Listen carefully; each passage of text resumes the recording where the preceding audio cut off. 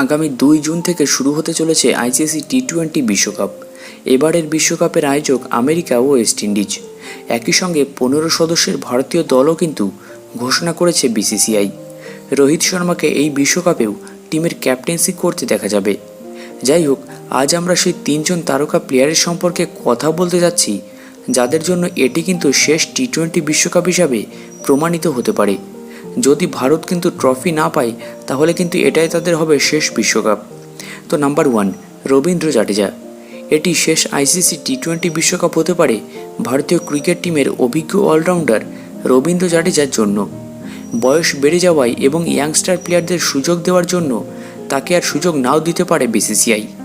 অন্যদিকে শেষ কয়েক বছরে তার পারফরমেন্সের ধারাবাহিকতা কিন্তু অনেকটাই কমেছে। এরপর নাম্বার 2, রোহিত শর্মা।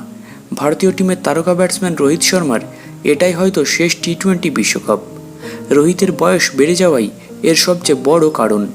হয়তো তিনি নিজেও বিশ্বকাপের পর টি-20 ফরম্যাট থেকে অবসর নেবেন। তাই ভক্তরা চাইছে রোহিত শর্মা এবছর ভারতকে বিশ্বকাপের ট্রফিটা এনে দিক।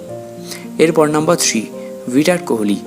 ভারতীয় টিমের তারকা প্লেয়ার বিরাট কোহলির এটাই হয়তো শেষ টি-20 বিশ্বকাপ। মানুষ ইতিমধ্যেই বিরাটের স্ট্রাইক রেট নিয়ে প্রশ্ন তুলতে শুরু করেছে, কিন্তু বিরাট কোন স্টাইলের ব্যাটসম্যান এবং চ্যাম্পিয়ন প্লেয়ার তা কিন্তু সকলেই জানেন। তবে এমনও হতে পারে বিশ্বকাপের পর কোহলি নিজেও টি-20 ফরম্যাট থেকে অবসর নেবেন এবং টেস্ট ও ওয়ানডেতে বেশি মনোনিবেশ করবেন।